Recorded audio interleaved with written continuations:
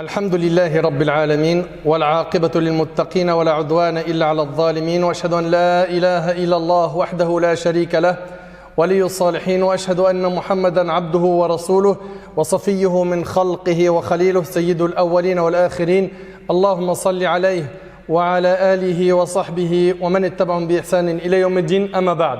Mes chers frères et sœurs, parlons aujourd'hui de l'importance des assises de rappel. Des assises de rappel. Ahbab el-Kiram, on l'a dit à maintes reprises sur ce minbar, que le corps humain est composé d'un corps qui se nourrit avec ce que l'on connaît, la nourriture de dunya, et une âme qui, elle, ne se nourrit qu'avec les paroles d'Allah Tabarak wa Ta'ala. Et les assises de rappel sont malheureusement aujourd'hui vides de fidèles. Aujourd'hui, le constat est amer. Il y a de moins en moins de gens dans les assises de rappel.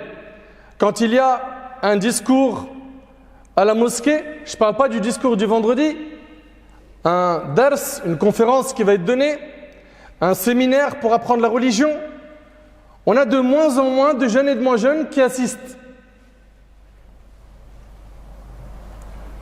Pourtant, c'est dans ces endroits-là que l'on gagne énormément de bonnes actions. On gagne énormément de mérites. Et aujourd'hui, avec l'aide d'Allah Tabarak wa Ta'ala, on va essayer de zoomer sur ces mérites. Pourquoi? Parce que on a connu pendant un long moment un confinement qui nous a coupé des mosquées. Les mosquées étaient fermées. Grâce à Allah Azza wa Jal, les mosquées ouvrent leurs portes de nouveau. Mais certains, dans leur tête, ils sont encore confinés. Apprendre la religion, pour eux, c'est sur le net. Écouter un dars, ils ne voient pas pourquoi il faut venir à la mosquée. De toute façon, il sera sur YouTube dans quelques heures. Et c'est ça le problème. C'est qu'aujourd'hui, on se satisfait de ce qu'il y a sur le net. Et on oublie une chose, c'est que rien, écoutez bien, rien, j'ai bien dit rien, ne remplacera la mosquée dans l'éducation. Rien. Le prophète sallallahu alayhi wa sallam, c'est dans la mosquée qu'il a éduqué les compagnons. C'est dans la mosquée qu'il a enseigné aux compagnons. Et certains pensent que comme il y a des cours en e-learning, on retrouve tout sur les réseaux sociaux. La mosquée, ouais, mais c'est pas très important. Faux. Ce mur-là, il va falloir qu'on le détruise ensemble aujourd'hui. Ahbab el-Kiram. Allah tabarak wa ta'ala, il nous dit dans le Coran, Alladhina amanu wa tatma'innu qulubuhum bi dhikrillah. Ala bi dhikrillahi tatma'innul qulub. Ceux qui ont cru et dont les cœurs se tranquillisent à l'évocation d'Allah. N'est-ce point par l'évocation d'Allah que se tranquillisent les cœurs? Les assises de science, les assises de dhikr, les assises de Coran, ce sont dans ces endroits-là que l'on recherche notre foi. Ce sont ces endroits-là qui vont nous aider à apaiser notre cœur. Ce sont ces endroits-là qui vont nous permettre d'apprendre à connaître davantage notre Seigneur Azza wa Jal. C'est dans ces endroits qu'on apprend à connaître Allah. Et c'est pour cela qu'il y a énormément de textes, et on va en parcourir certains, sur le mérite, les récompenses liées à ceux qui assistent aux assises de rappel.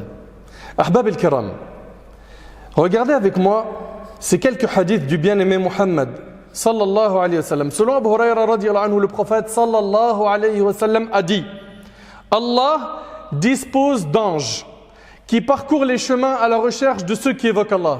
Subhanallah. Comme vous le savez, Allah tabarak wa ta'ala, il a créé des anges et seul Allah ta'ala connaît leur nombre. Ils sont très nombreux.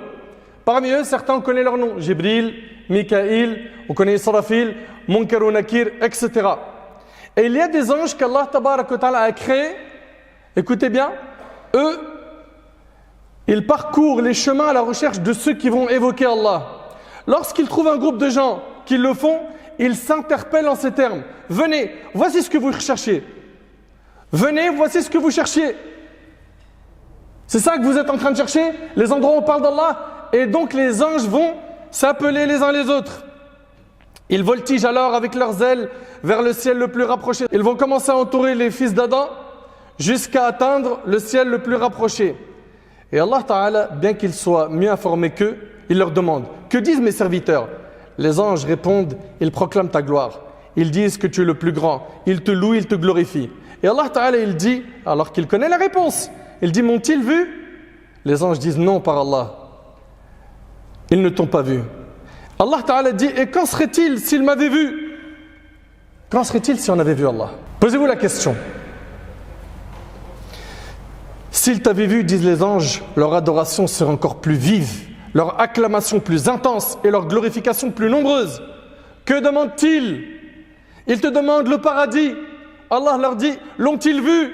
Non, par Allah, ô Seigneur, ils ne l'ont pas vu. Allah Azza wa Jalla leur dit, et qu'en serait-il s'ils l'avaient vu? Subhanallah, qu'en serait-il si on avait vu le paradis? À votre avis, nos motivations là, elles seraient les mêmes qu'aujourd'hui?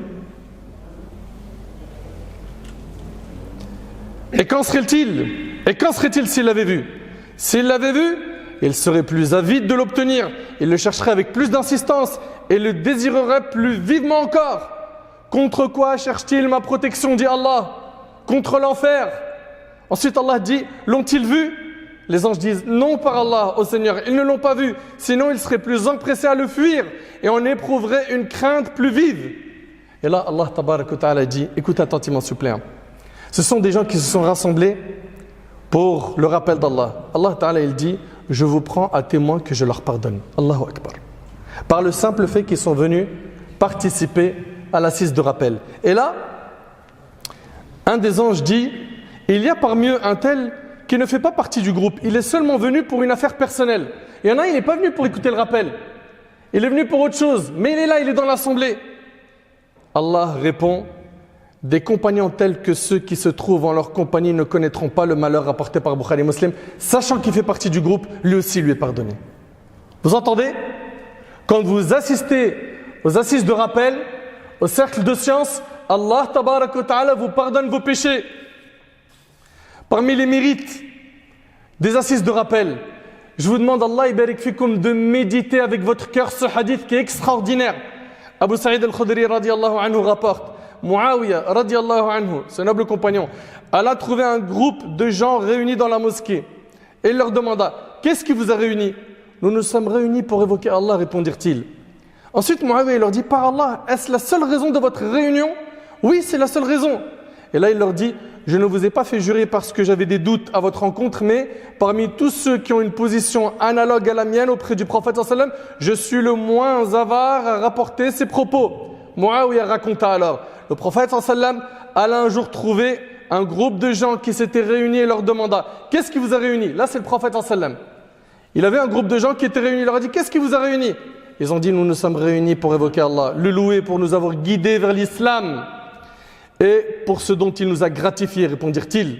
Le prophète sallam demanda, par Allah, est-ce là la seule raison de votre réunion? C'est bien là la seule raison de notre réunion. Le prophète sallam dit alors, je ne vous ai pas fait jurer parce que j'avais des doutes à votre rencontre, mais Gabriel est venu me trouver et m'a informé qu'Allah se vante de vous auprès de ses anges. Allahu Akbar.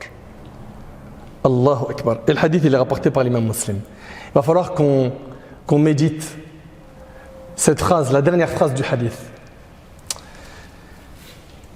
Parmi vous, il y en a qui aiment énormément certaines personnes sur terre. Ça peut être une star, ça peut être ton père, ça peut être un joueur de foot, ça peut être un humoriste, ça peut être un savant. Il y en a parmi nous qui aiment énormément des personnes en particulier. Prenons l'exemple de quelqu'un qui aime le football et qui aime énormément les joueurs de foot et qui rêverait un jour de rencontrer tel joueur de foot. Je vais donner un exemple, par exemple Benzema. Et un jour il rencontre Benzema et après cette assise, Benzema sur une chaîne très médiatisée, il parle de lui, il dit c'est quelqu'un que j'aime beaucoup. Et devant des millions de personnes, il a cité ton nom en public. Et toi tu l'aimes. Mais est-ce que tu vas réussir à dormir? Ta joie va t'empêcher de dormir. Pourquoi? Tu aimes tellement cette personne que tu n'arrives pas à réaliser qui t'a donné de la valeur, de l'importance, qu'il a parlé de toi en bien. Alors j'ai donné l'exemple d'un joueur de foot, ça peut être quelqu'un d'autre, comme je vous l'ai dit. Eh bien j'aimerais que tu imagines, subhanallah, que lorsque tu assistes à des cercles d'évocation, ce n'est pas un joueur de foot, ce n'est pas un compagnon, ce n'est pas Muhammad sallallahu alayhi wa sallam, le meilleur homme qu'Allah a créé, qui parle de toi en bien, c'est Allah, Azza wa Jal, qui va vanter ta personne auprès des anges. Ubay ibn Ka'b radiyallahu anhu, le prophète sallallahu alayhi wa sallam, il est venu le voir, il lui a dit Allah m'a ordonné de te réciter Surat al-Bayyina. Ubay ibn Ka'b, il lui a dit Allah a cité mon nom. Ce qui l'a interpellé, c'est pas qu'il devait lui réciter une sourate, c'est Allah il m'a nommé moi Ubay. Vous vous imaginez mes frères, mes sœurs, vous imaginez un peu le mérite. Mais rien que ce mérite à lui seul, il suffit pour que lorsque vous entendez il y a un cercle de rappel, une assise de rappel, vous venez. Allah tabarak wa ta'ala, le créateur, le dominateur suprême, le tout-puissant, Azza wa Jal, il se vante de toi auprès des anges. Quand on entend aujourd'hui, il y a un dars dans un endroit, il y a un rappel quelque part, qu'est-ce qu'on dit? Est-ce qu'il sera enregistré? Envoie-moi l'enregistrement. Inna lillahi wa inna ilayhi raji'un. Quelle est cette éducation? À ce point, on est devenu feignant, on ne vient plus à la mosquée, c'est ici que tout se passe. Combien ils sont nombreux ceux qui disent mon frère, j'en ai ras-le-bol des péchés, j'aimerais bien laisser la mauvaise fréquentation, change d'environnement, on vous l'a dit à maintes reprises. Et pour changer d'environnement, commence par venir dans la maison d'Allah.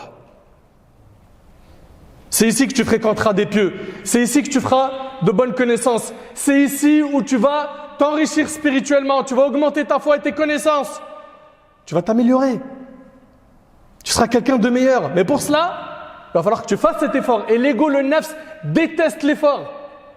Ton ego, il aime quoi? Rester allongé devant un film, jouer à la console pendant des heures, rester sur les réseaux sociaux à scroller d'un réseau à un autre, à regarder toutes les vidéos, à tuer 3-4 heures de ton temps par jour.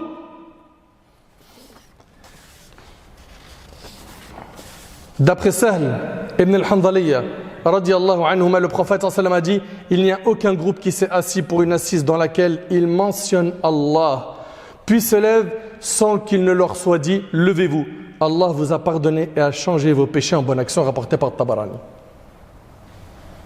Vous entendez? Vous écoutez un petit peu, vous méditez. D'après Abdullah ibn Amr radiyallahu anhuma, j'ai dit au prophète sallallahu alayhi wa sallam, ô messager d'Allah, quel est le butin des assemblées de rappel? Le prophète sallallahu alayhi wa sallam a dit le butin des assemblées de rappel est le paradis. Le butin des assemblées de rappel est le paradis, rapporté par Ahmed. D'après Anas ibn Malik radiyallahu anhu, le prophète sallallahu alayhi wa sallam a dit, écoutez ce hadith, il dit alayhi sallam إذا مررتم برياض الجنة فارتعوا قالوا وما رياض الجنة قال حلق الذكر. C'est rapporté par Tirmidhi. D'après Anas radiyallahu anhu, le prophète sallallahu alayhi wa sallam a dit lorsque vous passez par les jardins du paradis. C'est où les jardins du paradis? C'est où ça? Lorsque vous passez, nous dit alayhi salatu wassalam, par les jardins du paradis, profitez-en tant que vous pouvez. Ils ont dit, qu'est-ce que les jardins du paradis? Le prophète sallallahu alayhi wa sallam a dit les assises de rappel rapportées par Tirmidhi. Les assises de rappel, c'est des jardins du paradis. Allahu Akbar. Allahu Akbar. Qu'Allah nous pardonne nos manquements. D'après Abu Darda radiyallahu anhu, le prophète sallallahu alayhi wa sallam a dit certes, le jour de la résurrection, Allah va ressusciter des gens avec une lumière sur leur visage. Ya Rabbi ja'alna minhum ya Rabb. Qu'Allah fasse qu'on en fasse partie. Écoutez bien. Certes, le jour de la résurrection, Allah va ressusciter des gens avec une lumière sur leur visage. Ils seront sur des chairs de pierres précieuses. Les gens les envieront, bien qu'ils ne soient ni des prophètes, ni des martyrs. Un bédouin tombe à genoux et dit ô messager d'Allah, décris-les-nous afin que nous les reconnaissions. Le prophète sallallahu alayhi wa sallam a dit ce sont ceux qui s'aiment pour Allah. Allahu Akbar. Ça veut dire quoi? Ça veut dire que tu aimes tel frère, tu aimes ma soeur, telle soeur pour Allah, pas pour quelque chose de cette dunya, pas pour quelque chose de ce bas monde, pas parce qu'il est riche, il va te donner de l'argent, pas parce qu'il a beaucoup de contacts, il va t'aider avec ses contacts, pas parce qu'il a telle compétence, il va t'aider avec, pas parce qu'il est drôle, il te fait rire. Non, tu l'aimes parce qu'il aime Allah. Et lui, il t'aime également pour cela. ce sont ceux qui s'aiment pour Allah. Ils sont de tribus différentes, de pays différents. Ils se regroupent pour le rappel d'Allah, rapporté par l'imam al-Tabarani. Ils se regroupent pour le rappel d'Allah. Et une chose qui est fabuleuse dans notre religion, c'est que notre religion ne fait pas de différence de couleur.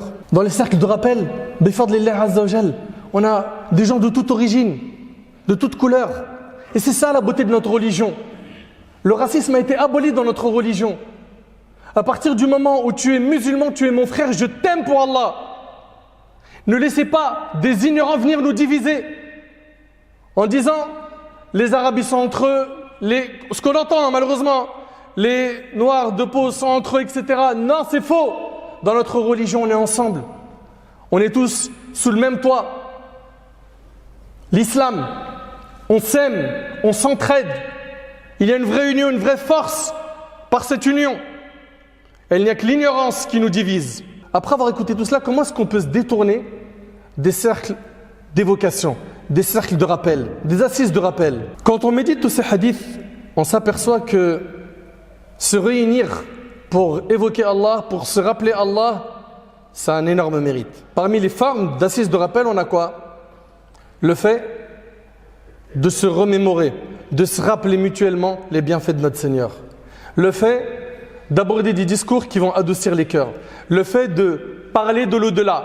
Le fait de parler de la petitesse de cette vie d'ici-bas, de la dunya et de l'importance de l'au-delà, afin qu'on ne s'attache pas trop à cette vie. Le fait également que le musulman, quand il entend après une prière qu'il y a un rappel, qu'il essaye de faire un effort et qu'il reste. Ça arrive ou pas des fois?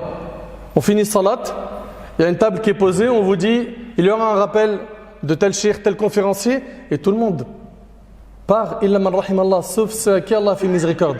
Après avoir écouté tout ça, tu pars. En restant, Allah il te pardonne tes péchés. Il change tes péchés en bonne action. Tu es dans un jardin du paradis. Allah se vante de toi auprès de qui? Des anges. C'est trop, tu ne peux pas laisser ça. Nos pieux prédécesseurs, les compagnons, radiyallahu anhum, quand ils se rencontraient, ils disaient quoi? Ijlis bina nu'min sa'a, yani nadhkurullah. Viens, on reste un instant pour évoquer Allah, pour parler d'Allah. Uthman ibn Affan, radiyallahu anhu, il dit, si nos cœurs étaient purs, ils ne se rassasieraient jamais des paroles d'Allah.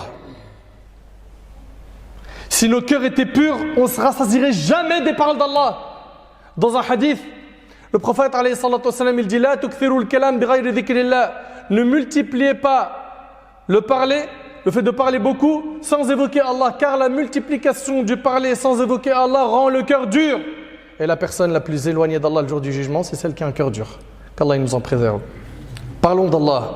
Allah tabaraka wa ta'ala, il appelait la khutba dhikr, évocation. Fas'aw ila dhikrillah, n'est-ce pas? Accourez à l'évocation d'Allah. Subhanallah, parmi aussi les cercles d'évocation, il y a quoi? Les cercles, on va étudier le Coran, on va lire le Coran. Le prophète sallallahu alayhi wa sallam, dans ce hadith d'Abi Huraira qui est rapporté par l'imam Muslim, il a dit, dans la fin du hadith, toutes les fois que des gens se réunissent dans l'une des maisons d'Allah, exaltés pour réciter le livre d'Allah, le Coran, et pour l'étudier ensemble, la sérénité divine descend aussitôt sur eux. La miséricorde les voile, les anges les couvrent de leurs ailes et Allah les mentionne auprès de ceux qui sont près de lui. C'est-à-dire quoi? Les anges. Celui qui ne s'élève pas par son propre labeur, ce ne sont pas ses origines qui vont l'élever, rapporté par l'imam Muslim. Parmi les cercles d'évocation, il y a le fait d'apprendre le fiqh, la jurisprudence islamique, al-ulum al-shar'iyya kafa, toutes les sciences de notre religion. Ibn Mas'ud radiyallahu anhu, il dit, concernant le hadith, lorsque vous passez par les jardins du paradis, il dit, c'est les cercles où on apprend le fiqh, la jurisprudence. Ata al-Khurasani, rahimahullah, il a dit, majalis al-dhikr, hiya majalis al-halal wal-haram. Il a dit, les cercles de rappel, d'évocation, c'est celle où on parle du halal et du haram. Mes chers frères, mes chères sœurs, motivons-nous à aller vers Allah subhanahu wa ta'ala. Motivons-nous pour participer au cercle de science, de rappel.